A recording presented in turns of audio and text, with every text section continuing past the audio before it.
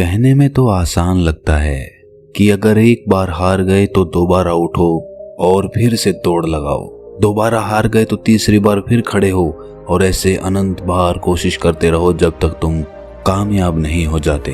कहने में तो ये बहुत आसान लगता है, लेकिन जब बार बार हार होती रहे तो आखिरकार एक इंसान कितनी कोशिश करे, कहीं ना कहीं उसका मनोबल तो टूटेगा ही। लेकिन क्या कोई ऐसा फॉर्मूला भी है जो निरंतर चलते रहने के लिए हमें हिम्मत देता है? तो इसका जवाब है हाँ, और इसका जवाब आपको इस कहानी में मिलेगा। कहानी के अंत में आप देखेंगे कि कहां से एक इंसान को निरंतर प्रयास करते रहने के लिए हिम्मत मिलती है।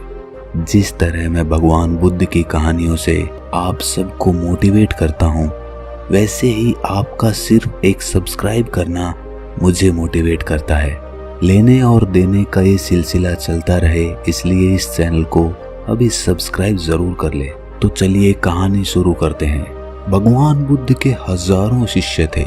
जब उनका एक शिष्य बुद्धत्व को प्राप्त हो जाता तो वो उसे किसी एक दिशा में भेजकर वहाँ के लोगों को जागरूक करने और ज्ञान देने के लिए भेज देते थे। बुद्ध का एक शिष्य बुद्ध के सानिध्य में 6 सालों से था। वो एक दिन महात्मा बुद्ध के पास आया और बुद्ध से कहा कि हे बुद्ध, मुझे आपके पास 6 साल हो गए हैं। मेरे बाद कितने शिष्य आए, उन्हें आपने इस बीच किसी एक दिशा में ज्ञान देने के लिए भेज दिया, लेकिन मुझे अभी तक नहीं भेजा। क्या मुझे अभी तक बुद्धत्व प्राप्त नहीं हुआ है? बुद्ध मुस्कुराए और बोले, ये तो तुम्हें खुद समझना होगा कि तुम्हें बुद्धत्व प्राप्त हुआ है या नहीं। शिष्य बोला, हे बुद्ध, आपने मुझे इन 6 सालों में जो भी उपदेश दिया है, मुझे वो सब याद है। आपकी बताई एक एक बात मुझे याद है। आप मुझसे कुछ भी पूछ सकते हैं, मैं आपको हर उत्तर देने के लिए सक्षम हूँ। आप मुझे एक मौका तो दें ताकि मैं किसी भी दिशा में जाकर लोगों को आपके ज्ञान के बारे में बता सकूं।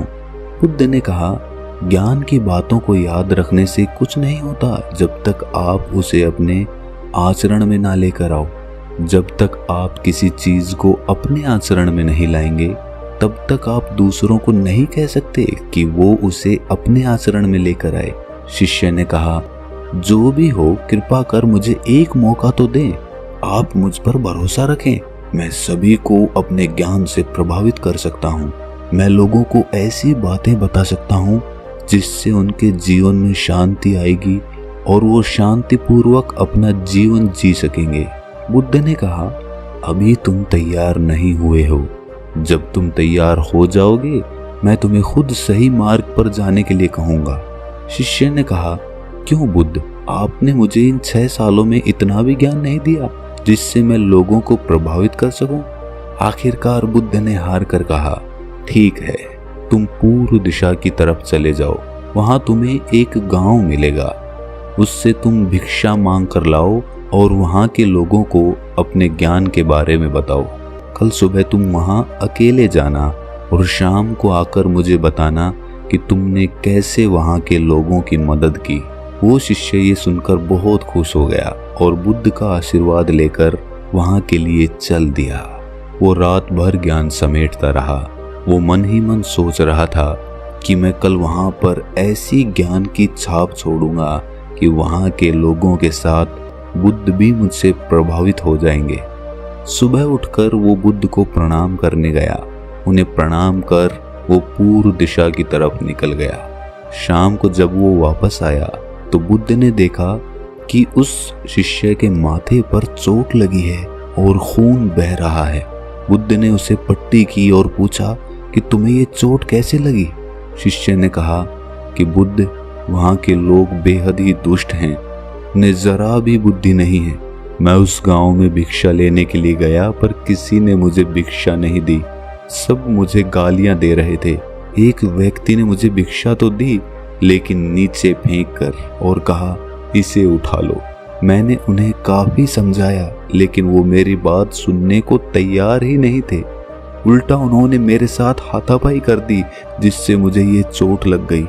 हे बुद्ध, आप मुझे दूसरी जगह भेजें जहाँ के लोगों में बुद्धि हो।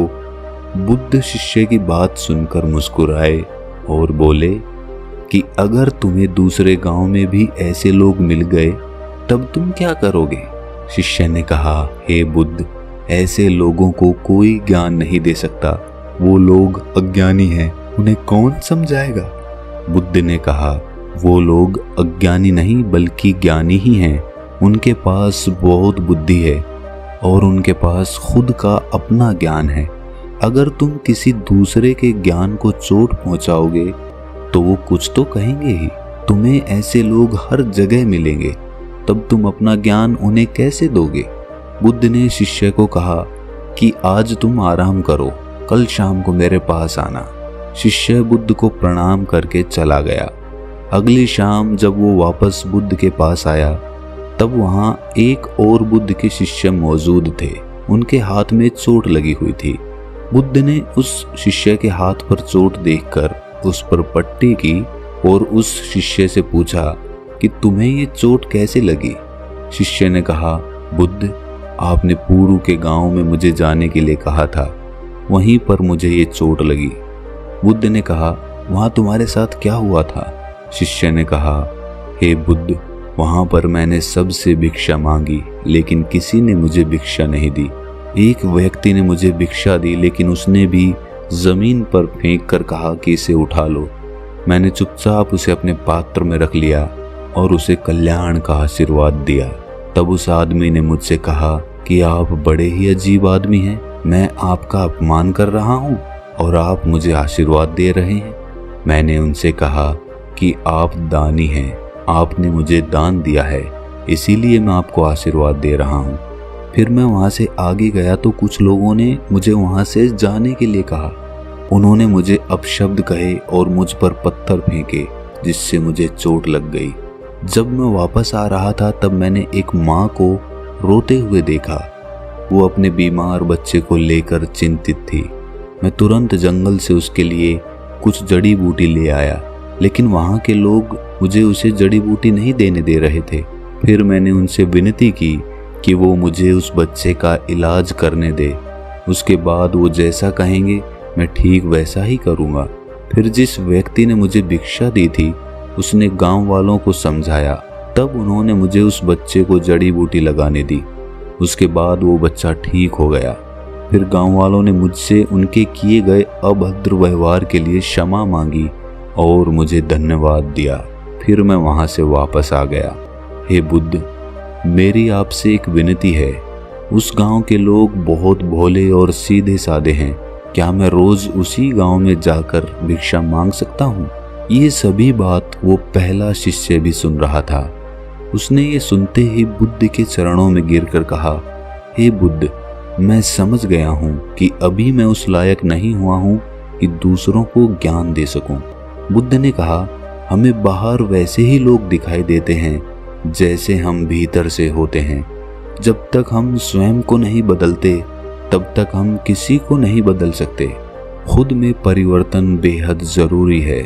कोई भी बात बताने से पहले उसे आचरण में लाना बहुत जरूरी है, क्योंकि खुद के आचरण में लाई हुई चीज को समझाना और बताना बहुत आसान होता है और उसे लोग बेहद आसानी से समझ पाते हैं। तो दोस्तों, आप सोच रहे होंगे कि इसमें निरंतर प्रयास करने का कौन सा मंत्र है, तो यहीं पर हमारी समझ काम आती है। इस कहानी में दो पात्र थे। दोनों पात्र वहां से चोट खाकर आए। एक पात्र उनको गालियां निकालने लगा, लेकिन दूसरा पात्र फिर से वहीं जाने के लिए कहने लगा। ऐसे ही जब हमारे जीवन में कोई कठिनाई आती है या फिर हमारा प्रयास विफल हो जाता है, तो या तो हम उससे मुंह मोड़ लेते हैं या उस काम को कभी करने की कोशिश ही नहीं करते हैं। लेकिन दूसरी तरह का पात्र उसी काम को करने का नजरिया बदल देता है। वो उसी नाकामयाबी में कुछ ना कुछ मोटिवेशन ढूंढ लेता है। जैसे एक नवजात बच्चा होता है, उसे शुरुआत में चलना नहीं आता है। वो बार बार चलता है, फिर गिर जाता है, वो फिर उठता है, फिर चलता है। उसके लिए वो गिरने का और चलने का एक खेल बन जाता है। उसके लिए वो मनोरंजन बन जाता है। उसको वो कोशिश नहीं लगती, उसको वो खेल लगने लगता है, क्योंकि उसके पास कोई दूसरी चीज करने को होती ही नहीं है। और हमारे पास करने को बहुत सारी चीजें होती हैं, इसीलिए हम जब एक चीज में असफल होते हैं तो हम दूसरी चीज की तरफ भागने लगते हैं। लेकिन अगर हम 100 जगह मिट्टी खोदने की बजाय एक ही जगह पर मिट्टी खोदते रहें तो एक दिन वो कुआं बन जाएगा और उसमें से पानी भी निकल आएगा। इस बात को अपनी गांठ बांध लो कि हर नाकामयाबी आपके लिए एक नया मनोरंजन लेकर आए, और अगली बार उसी काम को करने के लिए आप एक नया नजरिया लेकर आए। एक नए नजरिए से उस काम को देखने की कोशिश करें और फिर देखें कामयाबी आपके कदम चूमेगी। अगर ये कहानी आपको अच्छी लगी तो इसे अपने दोस्तों, रिश्तेदारों और मित्रों के साथ साझा जरूर करें, और ऐसी ही कहानी सुनते रहने के लिए हमारे चैनल को सब्सक्राइब जरूर कर लें और नोटिफिकेशन बेल को ऑन कर दें।